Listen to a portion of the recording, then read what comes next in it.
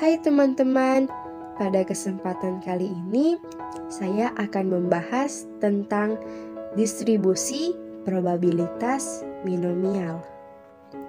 Yang pertama, apa sih yang dimaksud dengan distribusi binomial? Distribusi binomial adalah distribusi probabilitas diskret jumlah keberhasilan dalam N percobaan, ya atau tidak, berhasil atau gagal yang saling bebas, di mana setiap hasil percobaan memiliki probabilitas P. Kita masuk ke ciri-ciri distribusi dari binomial. Ada beberapa ciri-ciri dari distribusi binomial. Ciri yang pertama yaitu distribusi binomial adalah bila jumlah N tetap dan P kecil, maka distribusi yang dihasilkan akan miring ke kanan. Dan bila P makin besar, maka kemiringan akan berkurang. Dan bila P mencapai 0,5, maka distribusi akan menjadi simetris. Bila P lebih besar dari 0,5, maka distribusi yang dihasilkan akan miring ke kiri. Ciri yang kedua yaitu bila P tetap dengan jumlah N, maka makin besar maka akan dihasilkan distribusi yang mendekati distribusi simetris. Ciri distribusi binomial yang ketiga yaitu percobaan diulang sebanyak N kali. N ini bisa berupa angka seperti 1, 2, atau 3 kali. Ciri distribusi binomial yang keempat yaitu hasil setiap ulangan dapat dikategorikan ke dalam dua kelas, misalnya berhasil atau gagal, ya atau tidak, sukses atau valid. Ciri distribusi binomial yang kelima, peluang berhasil atau sukses dinyatakan dengan P dan dalam setiap ulangan nilai P tetap. Peluang gagal dinyatakan dengan Q, di mana Q sama dengan 1 kurang P. Ciri distribusi binomial yang keenam, setiap ulangan bersifat bebas atau independen satu dengan lainnya. Ciri lain dari distribusi probabilitas, bahwa probabilitas dari suatu keberhasilan adalah tetap sama dari satu percobaan ke percobaan lainnya. Dua contohnya meliputi probabilitas bahwa Anda akan menjawab pertanyaan pertama dari soal benar atau salah secara tepat atau berhasil adalah setengah. Ini merupakan percobaan pertama. Probabilitas bahwa Anda akan menjawab pertanyaan kedua atau percobaan kedua secara tepat juga setengah. Probabilitas berhasil pada percobaan ketiga adalah setengah dan sebagainya. Ciri akhir dari distribusi binomial probabilitas, bahwa masing-masing percobaan adalah saling bebas dari percobaan lainnya. Saling bebas berarti bahwa tidak terdapat pola pada percobaan. Hasil dari percobaan tidak memengaruhi hasil dari percobaan lainnya. Dua contohnya adalah keluarga muda memiliki 2 anak, keduanya laki-laki. Probabilitas kelahiran ketiga anak laki-laki tetap 0,50, yakni jenis kelamin anak ketiga saling bebas dari 2 anak lainnya. Anggaplah 20% pasien yang dilayani di ruang gawat darurat di rumah sakit Wacamau tidak memiliki asuransi.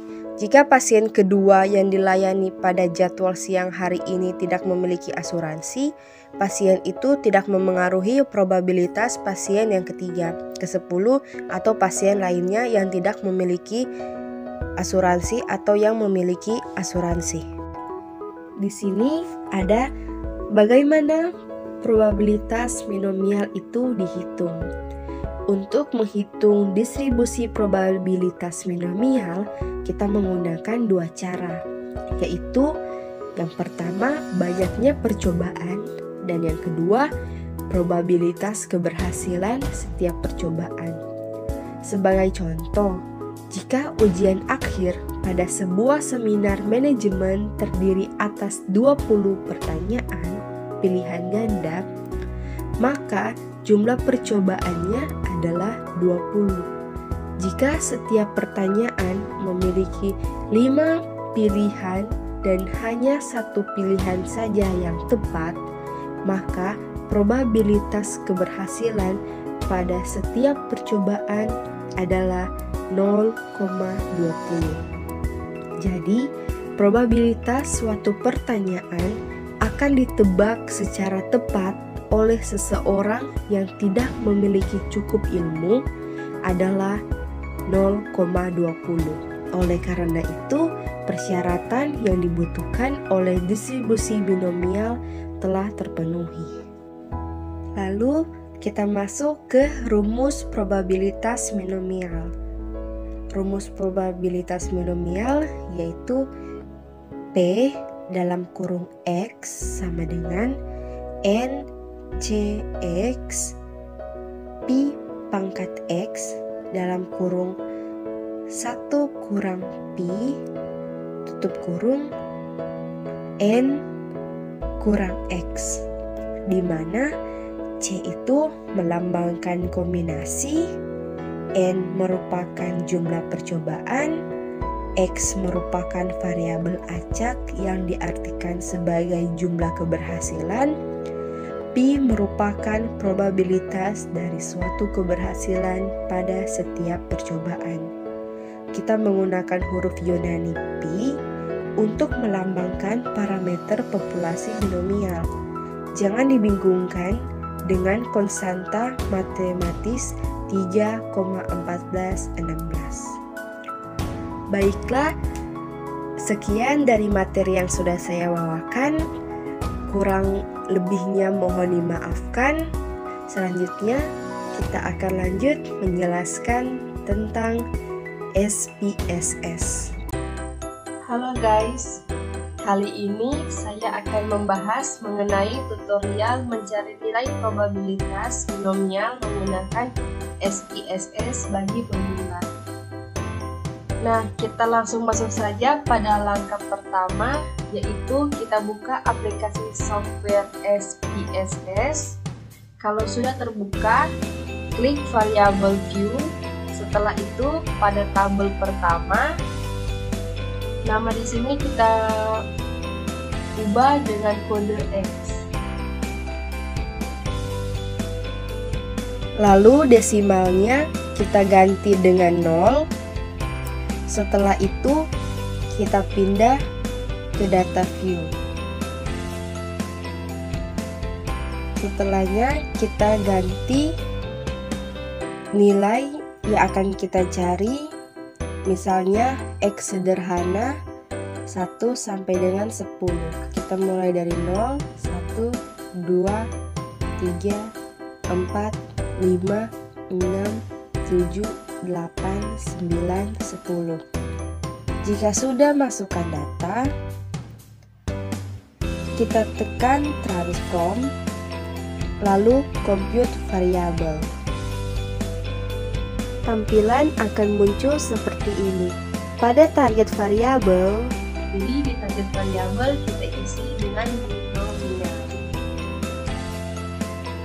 Kemudian pada function group, saya cari PDF sentral, lalu di bawahnya kita klik PDF binom. Kemudian kita masukkan pada numberic expression, maka akan muncul 3 tanda tanya. Lalu pada tanda tanya pertama diisi dengan data yang akan kita cari binomialnya. Lalu tanda tanya kedua kita isi dengan jumlah data yang akan kita cari, yaitu 10. Pada tanda tanya ketiga kita isi dengan probabilitasnya 5. Jika sudah terisi semua, kita klik OK, lalu muncul hasil dari binomial yang kita cari. Begitulah tutorial mencari nilai probabilitas binomial menggunakan SPSS. Sampai jumpa di video tutorial selanjutnya. Thank you.